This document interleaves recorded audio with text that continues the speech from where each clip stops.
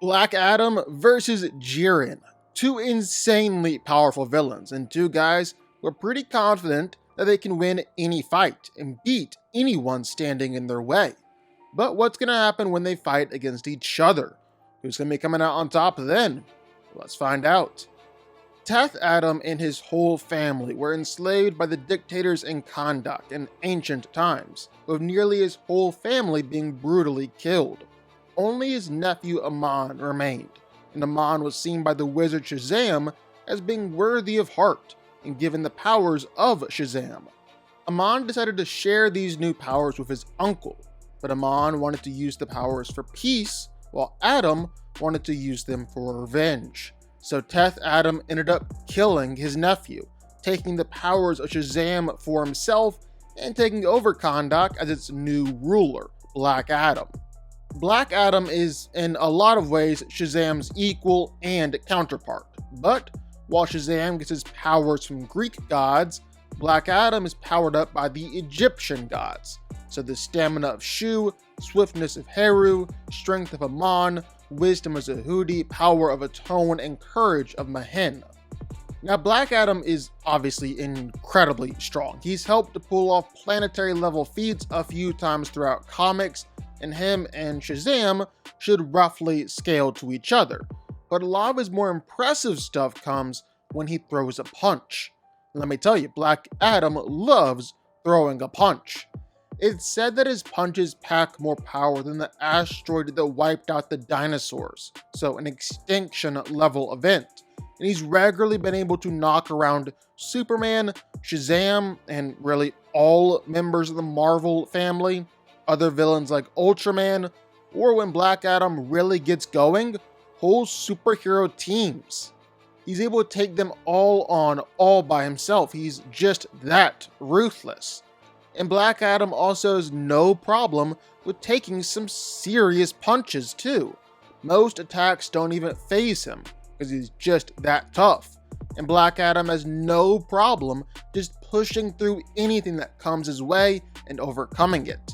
He's brushed off punches from Superman and Shazam and Martian Manhunter, some of the strongest guys in DC Comics, and again, has no problem with battling whole superhero teams all by himself. He's taken attacks from the whole Justice Society of America all at once, including the likes of Supergirl, Green Lantern, and Shazam. And those aren't the only times when Black Adam has legitimately battled against whole teams of superheroes and taken attacks from all of them. He's a fighter through and through. And that's not the only thing Black Adam has going for him. He's lightning fast, and I mean that quite literally, and is able to regularly keep pace with Superman and Shazam in fights. He's even outsped the Flash before, although the Jay Garrick Flash, not one of the impressive ones like Barry or Wally. He's also got no problem raining lightning down from up above, regularly using it in fights and blasting enemies or even roasting them alive. And that's the last thing. Black Adam has absolutely no problem killing anyone in his way. He's an absolutely brutal fighter and will be fighting for the kill each and every time he fights. Jiren is the most powerful member of the Pride Troopers and is easily one of the strongest beings in all the multiverse, even considered to be more powerful than his universe's God of Destruction. He's an honorable fighter, believing in strength and justice, and he really doesn't like fighting as a team, usually always fighting enemies by himself and usually always winning. During the Tournament of Power, Jiren was able to casually knock away multiple fighters all at the same time. In fact, that was just a regular thing for him. Jiren overpowered pretty much everyone else during the tournament. He was able to easily bust through plenty of barriers built by Android 17. He could actually break out of Hit's time cage, so basically transcend time with just his fist, and Jiren was able to block countless punches from Super Saiyan God Goku with just his finger. He was able to overpower everyone in his path, and it was all light work for him. And all that was before Jiren broke his limits and reached super full power, a form where he's stronger than most of the gods of destruction. And while in that form, he was able to match up against mastered Ultra Instinct Goku. So when Whis says that you're more powerful than a god of destruction, and when fighters like Frieza say they want to avoid fighting you, well, you know you're pretty strong. He's also very, very tough. In fact, Jiren is probably one of the ultimate tanks in Dragon Ball. I mean, all throughout the Tournament of Power, Jiren was just casually brushing off attacks. Now remember, these were all from some of the strongest warriors across the multiverse. And not just that, but Jiren was able to completely no-sell multiple blows from Super Saiyan Goku.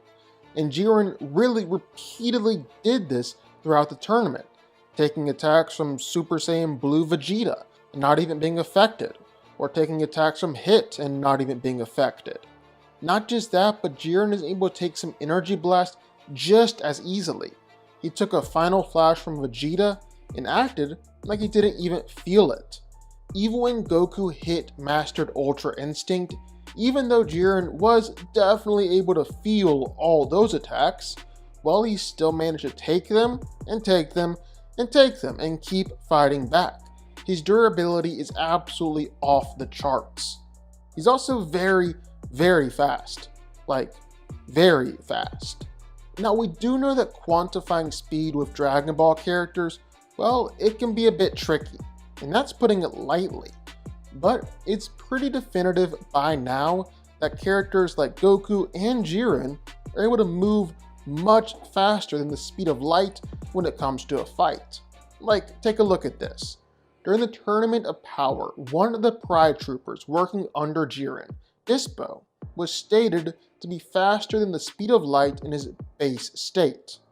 And yet, even though he's faster than light himself, well, he was completely blitzed by an unmastered Ultra Instinct Goku. But not Jiren. While Dispo was literally only just beginning to register Goku's attacks, Jiren had already dodged it. And even as Goku became more and more powerful and got faster and faster with Ultra Instinct throughout the fight, Jiren was still able to outspeed him.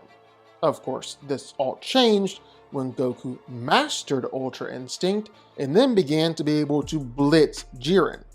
Of course, this led Jiren to breaking his limits, being able to swap hands with mastered Ultra Instinct Goku, a character who's capable of blitzing a character faster than a character who can blitz a faster than light character.